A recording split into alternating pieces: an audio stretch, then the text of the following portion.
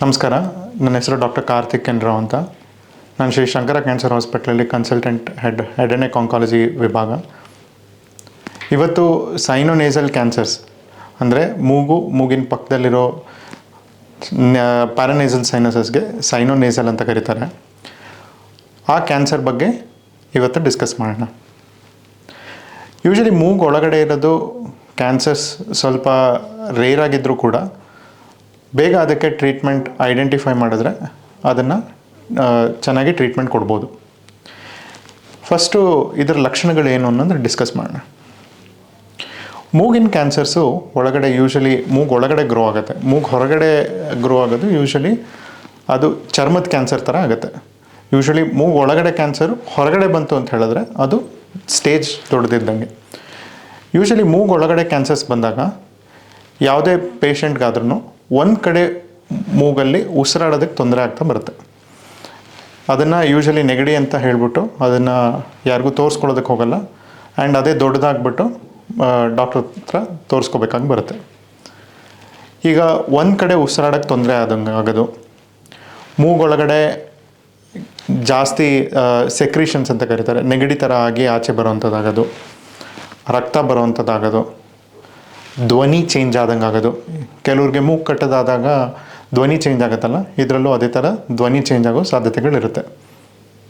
ಕೆಲವು ಸತಿ ಮೂಗಿನ ಕ್ಯಾನ್ಸರು ಹಿಂದೆಗಡೆ ಗ್ರೋ ಆಗಿಬಿಟ್ಟು ಗಂಟ್ಲು ಹಿಂದೆ ಬರೋ ಚಾನ್ಸಸ್ಸೂ ಇರುತ್ತೆ. ಆವಾಗ ಗಂಟ್ಲು ಹಿಂದೆಗಡೆ ಗಂಟಿದ್ದಂಗೆ ಥರನೂ ಕಾಣುತ್ತೆ. ಕೆಲವು ಥರ ಮೂಗಿನ ಕ್ಯಾನ್ಸರ್ಸು ಕಣ್ಣು ಕಡೆಗೆ ಬೆಳೆಯೋ ಸಾಧ್ಯತೆಗಳೂ ಇರುತ್ತೆ. ಆವಾಗ ಕಣ್ಣು ಒಳಗಡೆ ಬರೋ ಸಾಧ್ಯತೆಗಳಿರುತ್ತೆ. ಅದಕ್ಕೆ ಪ್ರಾಪ್ಟೋಸಿಸ್ ಅಂತ ಕರೀತಾರೆ. ಇನ್ನು ಕೆಲವ್ರಿಗೆ ಮೂಗಿನ ಕ್ಯಾನ್ಸರು ಕಣ್ಣು ಒಳಗಡೆ ಹೋಯಿತು ಅಂದರೆ ಕಣ್ಣು ಮಂಜಾಗೋ ಸಾಧ್ಯತೆಗಳೂ ಇರುತ್ತೆ. ಈ ಮೂಗಿನ ಕ್ಯಾನ್ಸರ್ಸು ಕೆಲವು ಸತಿ ಕತ್ತಿನ ಗಂಟಿಗೂ ಸ್ಪ್ರೆಡ್ ಆಗೋ ಚಾನ್ಸಸ್ ಇರುತ್ತೆ. ಆವಾಗ ಕತ್ತಲ್ಲಿ ಗ್ರಂಥಿಗಳು ಕಾಣಿಸ್ಕೊಳ್ಳೋ ಸಾಧ್ಯತೆಗಳಿರುತ್ತೆ. ಇನ್ನು ಕೆಲವು ಕ್ಯಾನ್ಸರ್ಸು ಮೂಗಿಂದು ಮೇಲ್ಗಡೆ floor of brain or skull base ಅಂತ ಕರೀತಾರೆ. ಅದರೊಳಗಡೆ ಹೋಯಿತು ಅಂತ ಹೇಳಿದ್ರೆ ಬ್ರೈನಿನ ಇನ್ಫೆಕ್ಷನ್ ಅಂದರೆ ಕತ್ತು ನೋವು ಬರುವಂಥದ್ದಾಗೋದು, ಆಮೇಲಿಂದ ಇನ್ಫೆಕ್ಷನ್ ಬರುವಂಥದ್ದಾಗೋದು, ಕನ್ಫ್ಯೂಷನ್ ಥರ ಆಗೋದು, ಮೂಗಿಂದ ತೆಳ್ಳಗಿರೋ ನೀರು ಸೋರುವಂಥದ್ದಾಗೋದು, ಇದೆಲ್ಲ ಆಗೋ ಸಾಧ್ಯತೆಗಳಿರುತ್ತೆ. ಈ ಥರ ಆದಾಗ ಯೂಶಲಿ ಫಸ್ಟು ENT ಡಾಕ್ಟರ್ ಹತ್ರ ಹೋಗ್ತಾರೆ ಪೇಷಂಟ್ಸ್. ಸೊ ಪೇಷಂಟ್ಸ್ ಅವ್ರ ಹತ್ರ ಹೋದಾಗ ಅವರು ಕೆಲವುದು ಮೂಗಿಂದು ಟೆಸ್ಟ್ಗಳೆಲ್ಲ ಮಾಡ್ತಾರೆ. ಮೂಗೊಳಗಡೆ ಎಂಡೋಸ್ಕೋಪಿ ಕ್ಯಾಮ್ರಾ ಹಾಕ್ಬಿಟ್ಟು ನೋಡ್ತಾರೆ ಮೂಗೊಳಗಡೆ ಎಲ್ಲಿದೆ ದುರ್ಮಾಂಸ, ಎಲ್ಲಿ ಬರ್ತಿದೆ, ಪಕ್ಕದ್ದು ಇದ್ರ ಹತ್ರ ಹೋಗ್ತಾ ಇದೆಯಾ, ಮೂಳೆಗೆಲ್ಲ ಹೋಗ್ತಾ ಇದೆಯಾ, ಕಣ್ಣಿನ ಹತ್ರ ಹೋಗ್ತಾ ಇದೆಯಾ, ಹಿಂದೆಗಡೆ ಗಂಟ್ಲು ಹಿಂದೆ ಹೋಗ್ತಾ ಇದೆಯಾ, ಮೇಲ್ಗಡೆ ಬ್ರೈನ್ ಕೆಳಗಡೆ ಹೋಗ್ತಾ ಇದೆಯಾ, ಅದೆಲ್ಲದನ್ನು ಎಂಡೋಸ್ಕೋಪಿ ಹಾಕ್ಬಿಟ್ಟು ಎರಡೂ ಕಡೆ ಮೂಗಿನೊಳಗಡೆ ಚೆಕ್ ಮಾಡಿ ನೋಡ್ತಾರೆ. ಅದಾದಮೇಲಿಂದ CT ಸ್ಕ್ಯಾನ್ ಮಾಡ್ತಾರೆ. ಒಂದು CT ಸ್ಕ್ಯಾನ್ ಅಂದರೆ ಎಕ್ಸ್ರೇ ಥರ ಅದೊಂದು ಬರುತ್ತೆ. ಮಷೀನ್ ಒಳಗಡೆ ಹೋದಾಗ ಮಲ್ಟಿಪಲ್ ಸ್ಕ್ಯಾನ್ಸ್ ತೊಗೊತಾರೆ. ಅದರಲ್ಲಿ ನಮಗೆ ಕ್ಯಾನ್ಸರ್ ಎಷ್ಟು ಒಳಗಡೆ ಹೋಗಿದೆ ಅನ್ನೋದು ಗೊತ್ತಾಗುತ್ತೆ. ಯೂಶಲಿ ಈ ಥರ ಕ್ಯಾನ್ಸರ್ಸ್ ಇರೋದು ಅಲರ್ಜಿ ಪಾಲಿಪ್ಸ್ ಅಂತಲೂ ಕರೀತಾರೆ. ಅದನ್ನು ಕನ್ಫ್ಯೂಸ್ ಆಗಿಬಿಟ್ಟು ಯೂಶಲಿ ENT ಸರ್ಜನ್ಸ್ ಎಲ್ಲ ಏನು ಮಾಡ್ತಾರೆ, ಅದನ್ನು ಡೈರೆಕ್ಟಾಗಿ ಆಪ್ರೇಟ್ ಮಾಡೋದಕ್ಕೆ ಹೋಗ್ತಾರೆ. ಮೂಗಿಂದ ಯಾವುದೇ ದುರ್ಮಾಂಸ ಇದ್ರೂ as a onco surgeon we prefer ಯಾವತ್ತೇ ಇದ್ರೂ ಕೂಡ ಅದರದ್ದು ಒಂದು ಬಯೋಪ್ಸಿ ತೆಗೆದುಬಿಟ್ಟು ಒಂದು ತುಂಡು ತೆಗೆದುಬಿಟ್ಟು ಅದನ್ನು ಟೆಸ್ಟಿಂಗಿಗೆ ಕಳಿಸ್ಬೇಕು. ಆವಾಗ ನಮಗೆ ಅದಕ್ಕೆ ಗೊತ್ತಾಗುತ್ತೆ. ಆಲ್ಮೋಸ್ಟ್ 80ರಿಂದ 100 ವಿಧಗಳ ಥರದ್ದು ಕ್ಯಾನ್ಸರ್ಸ್ ಇರುತ್ತೆ ಮೂಗೊಳಗಡೆ ಬರುವಂಥದ್ದು. ಸೊ ಅದರಲ್ಲಿ ಯಾವ ವಿಧದ ಕ್ಯಾನ್ಸರ್ ಅಂತ ಹೇಳ್ಬಿಟ್ಟು ನೋಡಬೇಕಾಗುತ್ತೆ. ಈ ಥರ ಕ್ಯಾನ್ಸರ್ ಡಿಟರ್ಮೈನ್ ಆದಮೇಲಿಂದ ಈ ಥರ ಕ್ಯಾನ್ಸರ್ಸ್ಗೆ ಯೂಶಲಿ ಯಾವ ಥರ ಕ್ಯಾನ್ಸರ್ ಅನ್ನೋದನ್ನು ಫಸ್ಟು ಐಡೆಂಟಿಫೈ ಮಾಡಬೇಕಾಗುತ್ತೆ. ಆಮೇಲಿಂದ ಅದು ಎಷ್ಟು ವೇಗವಾಗಿ ಬೆಳೀತಾ ಇರೋದು ಅನ್ನೋದನ್ನು ನೋಡಬೇಕಾಗುತ್ತೆ. ಅದು ನೋಡಾದ್ಮೇಲಿಂದ ಯೂಶಲಿ ಮೂಗಿನ ಕ್ಯಾನ್ಸರ್ಸ್ಗೆ ಫಸ್ಟ್ ಲೈನ್ ಆಫ್ ಟ್ರೀಟ್ಮೆಂಟ್ ಅಂದರೆ ಟ್ರೀಟ್ಮೆಂಟ್ ಮಾಡೋ ಉದ್ದೇಶ. ಈಗ ಕ್ಯಾನ್ಸರಲ್ಲಿ 4 ಸ್ಟೇಜ್ ಬರುತ್ತೆ. ಸೊ ಫಸ್ಟ್ 4 ಸ್ಟೇಜಲ್ಲೂ ಕೂಡ ಆಪ್ರೇಷನ್ ಮಾಡೋಕ್ಕಾಗುತ್ತಾ ಇಲ್ವ ಅನ್ನೋದನ್ನು ಡಿಸೈಡ್ ಮಾಡಬೇಕಾಗುತ್ತೆ. ಆಪ್ರೇಷನ್ ಮಾಡೋ ಉದ್ದೇಶ ನಿಮ್ಮದು ಮೂಗೊಳಗಡೆ ಇರೋದು ಎಲ್ಲ ಕ್ಯಾನ್ಸರನ್ನು ತೆಗೆದು ಮಾಮೂಲಿ ಈಗ ಬ್ರೈನ್ ಕೆಳಗಡೆ ಹೋಗಿತ್ತು ಅಂದರೆ ಅದು ಪರ್ದೆ, ಆಮೇಲಿಂದ ಕಣ್ಣಿನ ಪಕ್ಕ ಹೋಗಿತ್ತು ಅಂದರೆ ಕಣ್ಣಿನ ಪರ್ದೆ, ಅದೆಲ್ಲದನ್ನು ನಾವು ವಾಪಸ್ ಮುಂಚೆ ಥರನೇ ಮಾಡಬೇಕಾಗತ್ತೆ. ಇದೆಲ್ಲ ಕ್ಯಾನ್ಸರ್ ತೆಗೆದು ಮಾಮೂಲಿ ಥರ ಮುಂಚೆ ಥರ ಮಾಡೋಕ್ಕಾದರೆ ಆವಾಗ ಸರ್ಜರಿ ಆಪ್ಟ್ ಮಾಡ್ತಾರೆ. ಅಲ್ಲಿಂದ ಪಕ್ಕದಕ್ಕೆ ಏನಾದ್ರು ಹರಡಿತ್ತು ಅಂತ ಹೇಳಿದ್ರೆ ಯೂಶಲಿ ಕೀಮೋಥೆರಪಿ ಅಂತ ಕೊಡ್ತಾರೆ. ಫಸ್ಟ್ ಲೈನ್ ಕೀಮೋಥೆರಪಿ ಕೊಟ್ಟು ಕ್ಯಾನ್ಸರ್ ಸ್ಟೇಜ್ ಕಮ್ಮಿ ಮಾಡಿ ಆಮೇಲಿಂದ ಸರ್ಜರಿ ಮಾಡಬೇಕಾಗುತ್ತೆ. ಯಾವಾಗ ಕ್ಯಾನ್ಸರ್ ತುಂಬ ದೊಡ್ಡ ಸ್ಟೇಜಲ್ಲಿದ್ದು, ಯಾವಾಗ ಬ್ರೈನ್ ಪೂರ್ತಿ ಕೆಳಗಡೆ ಹೋಗಿ, ಕತ್ತು ಹಿಂದೆಗಡೆ ಹೋಗಿ, ಕಣ್ಣು ಒಳಗಡೆ ಹೋಗಿ, ಇಲ್ಲ ಅಂತ ಹೇಳಿದ್ರೆ ಗಂಟ್ಲು ಕೆಳ ಬಂದಿದ್ದಾಗ ಆವಾಗ ಸರ್ಜರಿ ಮಾಡಿ ಎಲ್ಲದನ್ನು ತೆಗೆಯೋದಕ್ಕೆ ಕಷ್ಟ ಆಗುತ್ತೆ. ಅಂದರೆ ಕಣ್ಣು ತೆಗೆದು ಬ್ರೈನ್ ಕೆಳಗೆ ಅಷ್ಟೆಲ್ಲ ಕಷ್ಟ ಆಗುತ್ತೆ. ಸೊ ಆವಾಗ ಮಾಮೂಲಿ ಥರ ಮಾಡೋದಕ್ಕೆ ಚಾನ್ಸ್ ಇರಲ್ಲ. ಅಷ್ಟು ಮಾಡಿಯೂ ಕೂಡ ಕ್ಯಾನ್ಸರ್ ವಾಪಸ್ ಬರೋ ಸಾಧ್ಯತೆಗಳಿರುತ್ತೆ. ಆ ಥರ ಸಿಚುವೇಷನಲ್ಲಿ ಟ್ರೀಟ್ಮೆಂಟ್ ಉದ್ದೇಶ ಪ್ಯಾಲಿಯೇಷನ್ ಅಂತ ಕರೀತಾರೆ. ಅಂದರೆ ಕ್ಯೂರ್ ಮಾಡೋ ಸಾಧ್ಯತೆಗಳು ಕಮ್ಮಿ ಆಗಿರುತ್ತೆ. ಆ ಥರ ಪೇಷಂಟ್ಸ್ಗೆ ಯೂಶಲಿ ನಾವು ರೇಡಿಯೇಷನ್ ಕೊಡ್ತೀವಿ. ರೇಡಿಯೇಷನ್ ಇಲ್ಲಾಂದರೆ ಕೀಮೊಥೆರಪಿ. ಇಷ್ಟು ದೊಡ್ಡ ಕ್ಯಾನ್ಸರ್ ಆಗಿದ್ದಾಗ ಯೂಶಲಿ ಪೇಷಂಟ್ಸ್ಗೆ ಆಲ್ರೆಡಿ ಬೇರೆ ತೊಂದರೆಗಳು ಇರುತ್ತೆ. ಅವ್ರಿಗೆ ಇಷ್ಟು ವೆಯ್ಟ್ ಲಾಸ್ ಆಗಿರುತ್ತೆ, ಅಂದರೆ ತುಂಬ ಇದು ಕಮ್ಮಿ ಆಗಿರುತ್ತೆ. ಆಮೇಲಿಂದ ಆಸಕ್ತಿ ಕಮ್ಮಿ ಇರುತ್ತೆ. ಆಮೇಲಿಂದ ಎದ್ದು ಓಡಾಡೋದಕ್ಕೆಲ್ಲ ಕಷ್ಟ ಇರುತ್ತೆ. ಈ ಥರ ಸಿಚುವೇಷನ್ಗೆ ಏನು ಟ್ರೀಟ್ಮೆಂಟ್ ತೊಗೊಳಕ್ಕಾಗದೇ ಇರೋ ಸ್ಥಿತಿನಲ್ಲಿದ್ದಾಗ ಅವಾಗ ಲೋ ಡೋಸ್ ಕೀಮೊಥೆರಪಿ ಕೊಡ್ತಾರೆ. ಅವಾಗ ಬೆಸ್ಟ್ ಸಪೋರ್ಟಿವ್ ಕೇರ್ ಅಂತ ಕರೀತಾರೆ. ಯೂಶಲಿ ಮೂಗಿನ ಕ್ಯಾನ್ಸರ್ಸ್ಗೆ ಟ್ರೀಟ್ಮೆಂಟು 2 ಥರ ಬರುತ್ತೆ. ಒಂದು ಎಂಡೋಸ್ಕೋಪಿಕ್ ಸರ್ಜರಿ ಅಂತ ಒಂದು ಹೇಳ್ತಾರೆ, ಇನ್ನೊಂದು ಓಪನ್ ಸರ್ಜರೀಸ್ ಅಂತ.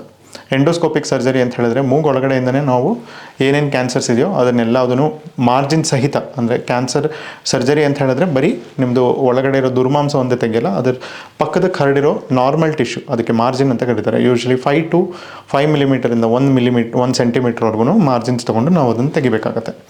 ಅದನ್ನು ತೆಗೆದಾದ್ಮೇಲಿಂದ ಅಲ್ಲೇ ನಾವು ಲೋಕಲಿ ಪ್ಯಾಚ್ ಅಂತ ಹಾಕ್ತೀವಿ. ಅದು ನೆಸಸರಿ ಇದೆಯಾ ಅಂತ ಹೇಳ್ಬಿಟ್ಟು ನಾವು ಡಿಟರ್ಮೈನ್ ಮಾಡಬೇಕಾಗತ್ತೆ. ಸೊ ಇದು ಒಂದು ಎಂಡೋಸ್ಕೋಪಿ ಮುಖಾಂತರ ತೆಗೆಯೋ ಪಾಸಿಬಿಲಿಟಿ ಇದೆ. ಇನ್ನೊಂದು ನಾವು ಓಪನ್ ಸರ್ಜರಿ ಅಂತ ಕರಿತೀವಿ. ಅದಕ್ಕೆ ಓಪನ್ ಸರ್ಜರಿನಲ್ಲಿ ಎಷ್ಟು ಒಳಗಡೆ ಹೋಗಿದೆ ಅದ್ರ ಮೇಲೆ ನಾವು ಅಷ್ಟು ದೊಡ್ಡ ಸರ್ಜರಿ ಪ್ಲ್ಯಾನ್ ಮಾಡಬೇಕಾಗುತ್ತೆ. ಯೂಶಲಿ ಅದಕ್ಕೆ ಮ್ಯಾಕ್ಸಿಲೆಕ್ಟಮಿ ಅಂತ ಕರೀತಾರೆ. ಅಂದರೆ ಮ್ಯಾಕ್ಸಿಲ ಅಂದರೆ ಸೈನೋನೇಸಲ್ ಮಾಸಸ್ನ ತೆಗೆಯೋದಕ್ಕೆ ಮ್ಯಾಕ್ಸಿಲ ಅನ್ನೋದು ಮೇಲ್ಗಡೆ ಅಂಶದ ಬೋನ್, ಅದನ್ನು ತೆಗೆಯೋದು ಮ್ಯಾಕ್ಸಿಲೆಕ್ಟಮಿ. ಅದರಲ್ಲಿ ಬೇರೆ ಬೇರೆ ವಿಧಗಳೆಲ್ಲ ಇದೆ. Usually first second stage cancer ಇತ್ತು ಅಂತ ಹೇಳಿದ್ರೆ ಸರ್ಜರಿಯಿಂದನೇ ಟ್ರೀಟ್ಮೆಂಟ್ ಕಂಪ್ಲೀಟ್ ಆಗುತ್ತೆ. 3rd, 4th ಸ್ಟೇಜ್ ಇತ್ತು ಅಂತ ಹೇಳಿದ್ರೆ ಅಡ್ಜುವೆಂಟ್ ಥೆರಪಿ, ಅಂದರೆ ಸರ್ಜರಿ ಆದಮೇಲಿಂದ ಟ್ರೀಟ್ಮೆಂಟ್ ಕಂಪ್ಲೀಟ್ ಮಾಡೋದಕ್ಕೆ ಐದರ್ ರೇಡಿಯೇಷನ್ ಅಂದರೆ ಲೈಟ್ ಟ್ರೀಟ್ಮೆಂಟ್, ಅದ್ರ ಜೊತೆಗೆ ಕೀಮೊಥೆರಪಿ, ಡಿಪೆಂಡಿಂಗ್ ಆನ್ ಎಷ್ಟು ಕ್ಯಾನ್ಸರ್ ವೇಗವಾಗಿ ಬೆಳೆಯುವಂಥದ್ದು, ಎಷ್ಟು ಕ್ರೂರವಾಗಿರೋ ಅನ್ನೋದು ಗೊತ್ತಾದ್ಮೇಲಿಂದ ಇದನ್ನು ಆ್ಯಡ್ ಮಾಡಬೇಕಾಗುತ್ತೆ. ಐ ಹೋಪ್ ಇದರಿಂದ ನಿಮಗೆ ಸೈನೋನೇಸಲ್ ಕ್ಯಾನ್ಸರ್ ಬಗ್ಗೆ ಮಾಹಿತಿ ತಿಳಿದಂಗಿದೆ ಅಂತ ಅನಿಸುತ್ತೆ. ಈ ಥರ ಏನಾದ್ರು ನಿಮ್ಗೆ ಲಕ್ಷಣಗಳಿತ್ತು ಅಂತ ಹೇಳಿದ್ರೆ ಶ್ರೀ ಶಂಕರ ಕ್ಯಾನ್ಸರ್ ಹಾಸ್ಪಿಟ್ಲಿಗೆ ಬಂದು ನಮ್ಮ ವಿಭಾಗದಲ್ಲಿ ತೋರಿಸ್ಕೋಬೋದು. ಇದು ಸೈನೋನೇಸಲ್ ಕ್ಯಾನ್ಸರ್ಸ್ ಆಪ್ರೇಟ್ ಆದಮೇಲಿಂದ ಫಾಲೋ ಅಪ್ ಕೇರ್ ಬಗ್ಗೆ ಒಂದು ಸ್ವಲ್ಪ ಮಾಹಿತಿ ಕೊಡ್ತೀನಿ. ಯೂಶಲಿ ಎಂಡೋಸ್ಕೋಪಿಕ್ ಸರ್ಜರಿ ಆಯಿತು ಅಂದಾಗ ಮೂಗೊಳಗಡೆಯಿಂದ ನಿಮ್ಗೆ ಆಪ್ರೇಷನ್ ಮಾಡಿದಾಗ, ಆಪ್ರೇಷನ್ ಆದಮೇಲಿಂದ ಮೂಗೊಳಗಡೆ ನಾವು 2 ಪ್ಯಾಕ್ ಅಂತ ಇಡ್ತೀವಿ. ಸೊ ಪ್ಯಾಕ್ ಸ್ಪಂಜ್ ಥರ ಇರುತ್ತೆ. ಆ ಮೂಗೊಳಗಡೆನೇ ಇಟ್ಟಿರ್ತೀವಿ. 2 ರಿಂದ 5 ದಿವಸದವರೆಗೂ ಎಷ್ಟು ದೊಡ್ಡ ಸರ್ಜರಿ ಆಗಿದೆ ಅನ್ನೋದ್ರ ಡಿಪೆಂಡ್ ಆದ್ಕೊಂಡು ನಾವು ಅದನ್ನು ಪ್ಯಾಕ್ ಇಟ್ಟಿರ್ತೀವಿ. ಆಪ್ರೇಷನ್ ಆದಮೇಲಿಂದ ಫಸ್ಟು ಒಂದು ದಿವಸದಿಂದ 2 ದಿವಸದೊಳಗೆ ನಾವು ICUನಲ್ಲಿ ಇಟ್ಟಿರ್ತೀವಿ. ಯಾಕಂದರೆ ಈ ಥರ ಇದ್ದಾಗ ಕಣ್ಣಿನ ಪಕ್ಕದ ಮೂಗಿನ ಕಡೆ ಇರೋ ಕಣ್ಣಿನ ಪರದೆನ ಉಳಿಸ್ಕೊಂಡು ನಾವು ಅದನ್ನು ತೆಗೆದಿರ್ತೀವಿ. ಅದು ಮೂಳೆ ತೆಗೆದಿರ್ಬೇಕಾಗತ್ತೆ. ಆಮೇಲಿಂದ ಬ್ರೈನ್ ಕೆಳಗಡೆ ಇರೋ ಮೂಳೆ ಎಲ್ಲ ತೆಗೆದಾಗ ಸೊ ಇನ್ಫೆಕ್ಷನ್ ಆಗೋ ಸಾಧ್ಯತೆಗಳಿರುತ್ತೆ. ಆಮೇಲಿಂದ CSF ಅಂತ ಕರೀತಾರೆ. ಬ್ರೈನ್ ಸುತ್ತ ಕವರಿಂಗ್ ಇರುತ್ತೆ. ಆ ಕವರಿಂಗ್ ಬ್ರೈನ್ ಅದು ನೀರಿನ ಅಂಶದಲ್ಲಿರುತ್ತೆ. ಅದು ಬರುತ್ತಾ ಇಲ್ವಾ ಅನ್ನೋದನ್ನೆಲ್ಲ ಚೆಕ್ ಮಾಡಬೇಕಾಗತ್ತೆ. ಯೂಶಲಿ ಇದನ್ನೆಲ್ಲ ರಿಪೇರ್ ಮಾಡಿರ್ತೀವಿ, ಬಟ್ ಇದನ್ನು ಚೆಕ್ ಮಾಡೋದಕ್ಕೆ ಫಸ್ಟ್ 1-2 ಡೇಸ್ ನಾವು ICUನಲ್ಲಿ ನೋಡ್ತೀವಿ. ಅದಾದಮೇಲಿಂದ ನಾವು OT ಒಳಗಡೆ ಪೇಷಂಟ್ನ ತೊಗೊಂಡು ಮೂಗೊಳಗಡೆ ಇರೋದು ಪ್ಯಾಕ್ ಅಂತ ಏನು ಹೇಳಿದ್ದೀವಿ, ಆ ಪ್ಯಾಕ್ನ ತೆಗೆದುಬಿಟ್ಟು ಎಂಡೋಸ್ಕೋಪ್ ಹಾಕ್ಬಿಟ್ಟು ಚೆಕ್ ಎಂಡೋಸ್ಕೋಪಿ ಅಂತ ಕರಿತೀವಿ. ಒಳಗಡೆ ಎಲ್ಲ ಸರಿಯಾಗಿ ಕೂತಿದೆಯಾ ಅದು ಎಲ್ಲ ನೋಡಿಕೊಂಡು ನಾವು ಇದು ಮಾಡ್ತೀವಿ. ಅದಾದಮೇಲಿಂದ ಪೇಷಂಟ್ಗೆ ನಾವು ವಾರ್ಡಿಗೆ ಶಿಫ್ಟ್ ಮಾಡಿದಾಗ ನಾವು ಮೂಗೊಳಗಡೆ ಡ್ರಾಪ್ಸ್ ಹಾಕೊಳ್ಳೋಕೆ ಕೊಡ್ತೀವಿ. ಸೊ ಆ್ಯಂಟಿಬಯೋಟಿಕ್ ಡ್ರಾಪ್ಸು, ಆಮೇಲಿಂದ ಮೂಗಿನ ತೇವಾಂಶ ಮೇಂಟೈನ್ ಮಾಡೋದಕ್ಕೋಸ್ಕರ ಕೆಲವುದು ಸ್ಪ್ರೇನ್ಸ್ನ ಬರ್ಕೊಡ್ತೀವಿ. ಇದರ ಜೊತೆಗೆ ಆ್ಯಂಟಿಬಯೋಟಿಕ್ಸ್ ಇರುತ್ತೆ. ಸೊ ಇದು ಆದಮೇಲಿಂದ ಒಂದು ಆಪ್ರೇಷನ್ ಆಗಿ 5 ರಿಂದ 7 ದಿನದೊಳಗೆ ನಾವು ಮನೆಗೆ ಕಳಿಸ್ತೀವಿ. ಅದಾದಮೇಲಿಂದ ಪೇಷಂಟ್ದು ರಿಪೋರ್ಟ್ಸ್ ಬರುತ್ತೆ. ಸರ್ಜರಿ ಯಾವ ಸರ್ಜರಿ ಆಗಿರೋದು ಅದರ ಪೂರ್ತಿ ರಿಪೋರ್ಟ್ಸ್ ಬಂದಾದಮೇಲಿಂದ ನಾವು ಮುಂದಿನ ಟ್ರೀಟ್ಮೆಂಟ್ ಬಗ್ಗೆ ಯೋಚನೆ ಮಾಡ್ಬೋದು. ಈಗ ಓಪನ್ ಸರ್ಜರೀಸ್ ಮಾಡಾದ್ಮೇಲಿಂದ ಮುಖದ ಮೇಲೆ ಮಾರ್ಕ್ ಇರುತ್ತೆ. ಸೊ ಆ ಸರ್ಜರೀಸ್ ಸ್ವಲ್ಪ ಜಾಸ್ತಿ ದೊಡ್ಡದಿರುತ್ತೆ ಕಂಪ್ಯಾರಿಟಿವ್ಲಿ. ಸೊ ಆ ಥರ ದೊಡ್ಡ ಸರ್ಜರಿ ಆದಾಗ ಅದು ಮಾಮೂಲಿ ಮುಂಚೆ ಥರ ಮಾಡೋದಕ್ಕೆ ಅಂತ ಹೇಳ್ಬಿಟ್ಟು ರೀಕನ್ಸ್ಟ್ರಕ್ಷನ್ ಅಂತ ಮಾಡ್ತೀವಿ. ಆ ರೀಕನ್ಸ್ಟ್ರಕ್ಷನ್ ಮಾಡೋದಕ್ಕೆ ಅಂದರೆ ಪ್ಲಾಸ್ಟಿಕ್ ಸರ್ಜರಿ ಅಂತ ಕರೀತಾರೆ. ಅದರದ್ದು ಉದ್ದೇಶ ಏನಂದರೆ ಮುಂಚೆ ಥರ ಇರೋ ಮಾಡೋದಕ್ಕೆ ಅನ್ನೋದಕ್ಕೆ ಇದಿರುತ್ತೆ. ಈ ಮೂಳೆ ತೆಗೆದಾದ್ಮೇಲಿಂದ ಯೂಶಲಿ ಕಾಲಿಂದ ಮೂಳೆ ತೊಗೊಂಡು ಅಲ್ಲಿ ರೀಕನ್ಸ್ಟ್ರಕ್ಟ್ ಮಾಡಬೇಕಾಗುತ್ತೆ. ಇಲ್ಲಾಂದರೆ ಸೊಂಟದ ಪಕ್ಕ ಇರೋ ಮೂಳೆ ತೊಗೊಂಡು ಅಲ್ಲಿ ರೀಕನ್ಸ್ಟ್ರಕ್ಟ್ ಮಾಡಬೇಕಾಗುತ್ತೆ. ಕೆಲವು ಸತಿ ದೊಡ್ಡ ಸರ್ಜರಿ ಆದಾಗ ನಾವು ಸ್ಲಿಂಗ್ ಅಂತ ಹಾಕ್ತೀವಿ. ಕಣ್ಣು ಕೆಳಗಡೆ ಫಾಲ್ ಆಗೋ ಸಾಧ್ಯತೆಗಳಿರುತ್ತೆ. ಅದು ಸ್ಯಾಗ್ ಆಗದೇ ಇರಲಿ ಅಂತ ಹೇಳ್ಬಿಟ್ಟು ತೊಡೆ ಕೆಳಗಡೆ ಇರೋದು ಒಂದು ಚರ್ಮದ ಅಂಶ ತೊಗೊಂಡು ಅಲ್ಲಿ ಪರ್ದೆ ಥರ ಹಾಕ್ತೀವಿ. ಸೊ ದಟ್ ಕಣ್ಣು ಗುಡ್ಡೆ ಕೆಳಗೆ ಬೀಳದೇ ಇರಲಿ ಅಂತ ಹೇಳ್ಬಿಟ್ಟು. ಆಮೇಲಿಂದ ಮುಂದೆಗಡೆ ಅದು ಹೋಲ್ನ ವಾಪಸ್ ರೀಕನ್ಸ್ಟ್ರಕ್ಟ್ ಮಾಡೋದಕ್ಕೆ ತೊಡೆ ಅಂಶ ತೊಗೊಂಡು ಒಳಗಡೆ ರೀಕನ್ಸ್ಟ್ರಕ್ಟ್ ಮಾಡ್ತೀವಿ. ಆಮೇಲಿಂದ ಹಲ್ಲಿನ ಪೋರ್ಷನ್ನು ಕೆಳಗಡೆ ತೆಗಿಬೇಕಾಗತ್ತೆ, ಅದಕ್ಕೆ ನಾವು ಹಾಕಬೇಕಾಗುತ್ತೆ. ಇಷ್ಟೆಲ್ಲ ಹೇಳ್ತೀನಿ ಅಂತ ಹೆದರುವಂಥದ್ದು ಬೇಡ. ಇಷ್ಟೆಲ್ಲ ಟ್ರೀಟ್ಮೆಂಟ್ ಕೊಟ್ಟಾದ್ಮೇಲಿಂದ ಪೇಷಂಟ್ ಸರಿ ಹೋಗೋ ಸಾಧ್ಯತೆಗಳು 80% ಮೇಲ್ಗಡೆ ಇರುತ್ತೆ. ಆಲ್ದೋ ಇದು ಸರ್ಜರಿ ದೊಡ್ಡದಾದರೂ ಕೂಡ ಕ್ಯೂರ್ ರೇಟ್ಸ್ ಪಾಸಿಬಿಲಿಟಿ ಜಾಸ್ತಿ ಇರುತ್ತೆ. ಸೊ ಈ ಥರ ಯಾವುದೇ ಲಕ್ಷಣ ಇತ್ತು ಅಂತ ಹೇಳಿದ್ರು ದಯವಿಟ್ಟು ಯಾವುದಕ್ಕೂ ವೆಯ್ಟ್ ಮಾಡೋಕ್ಕೆ ಹೋಗಬೇಡಿ. ಯಾರು ಈ ಟ್ರೀಟ್ಮೆಂಟ್ ತೊಗೊಳ್ಳಿ, ಆ ಟ್ರೀಟ್ಮೆಂಟ್ ತೊಗೊಳ್ಳಿ, ಯಾವುದ್ರ ಬಗ್ಗೆನೂ ಯೋಚನೆ ಮಾಡೋಕ್ಕೆ ಹೋಗಬೇಡಿ. ದಯವಿಟ್ಟು ಡಾಕ್ಟ್ರ್ ಹತ್ರ ಬಂದು ತೋರಿಸ್ಕೊಳ್ಳಿ. ಅವ್ರ ಹತ್ರ ನಿಮ್ದು ಏನೇನು ಡೌಟ್ಸ್ ಇದೆಯೋ ಅದೆಲ್ಲದನ್ನು ಓಪನ್ನಾಗಿ ಡಿಸ್ಕಸ್ ಮಾಡಿಬಿಟ್ಟು ನಿಮ್ಗೆ ಏನೇನು ಮಾಹಿತಿ ಬೇಕೋ ಅವರೆಲ್ಲರದನ್ನು ನಿಮ್ಗೆ ಹೇಳ್ತೀನಿ. ಈ ಸೈನೋನೇಸಲ್ ಕ್ಯಾನ್ಸರ್ ಪೂರ್ತಿ ಟ್ರೀಟ್ಮೆಂಟ್ ಕೊಟ್ಟಾದ್ಮೇಲಿಂದ ಯೂಶಲಿ ಓಪನ್ ಸರ್ಜರೀಸಲ್ಲಿ ಕೆಳಗಿನ ಅಂಶ ಪ್ಯಾಲೆಟ್ ಅಂತ ಕರೀತಾರೆ, ಅಂದರೆ ಮ್ಯಾಕ್ಸಿಲರಿ ಸೈನಸ್ ಕೆಳಗಡೆದು ಹಲ್ಲು, ಮೇಲ್ಗಡೆ ಹಲ್ಲಿನ ಅಂಶ ಬರುತ್ತೆ. ಸೊ ಅದೆಲ್ಲ ತೆಗೆದಾಗ ಕೆಳಗಡೆ ಒಂದು ಪರ್ದೆ ಹಾಕಿರ್ತೀವಿ, ಚರ್ಮದ್ದು ಅಂಶ ನಾವು ಕ್ಲೋಸ್ ಮಾಡಿರ್ತೀವಿ. ಸೊ ಆವಾಗ ನಾವು ಟ್ರೀಟ್ಮೆಂಟ್ ಕಂಪ್ಲೀಟ್ ಆಗೋವರೆಗೂ ನಾವು ಹಲ್ಲು ಕಟ್ಸೋದಕ್ಕೆ ಬಿಡೋದಿಲ್ಲ.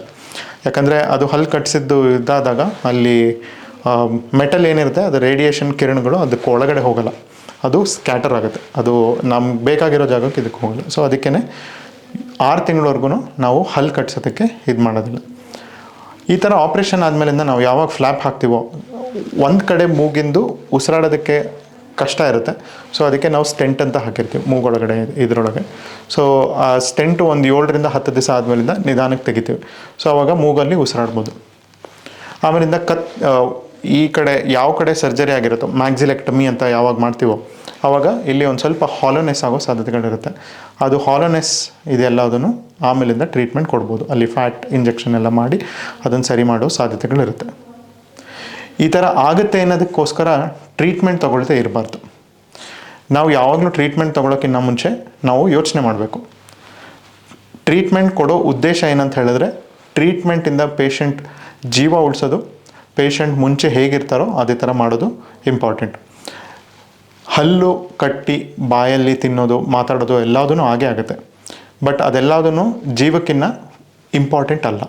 ಫಸ್ಟ್ ಜೀವ ಇಂಪಾರ್ಟೆಂಟು, ಅದಾದಮೇಲಿಂದ ಇದನ್ನೆಲ್ಲದನ್ನು ನಿಧಾನಕ್ಕೆ ಕ್ರಮೇಣವಾಗಿ ನಾವು ಟ್ರೀಟ್ಮೆಂಟ್ ಕೊಡ್ತಾ ಹೋಗ್ಬೋದು. ಯೂಶಲಿ ಸೈನೋನೇಸಲ್ ಕ್ಯಾನ್ಸರ್ಸಲ್ಲಿ ಟ್ರೀಟ್ಮೆಂಟ್ ಚೆನ್ನಾಗಿದೆ. ಟ್ರೀಟ್ಮೆಂಟ್ ಕೊಟ್ಟಾದ್ಮೇಲಿಂದ ಸರಿ ಹೋಗೋ ಸಾಧ್ಯತೆಗಳು 80% ಮೇಲ್ಗಡೆ ಇದೆ.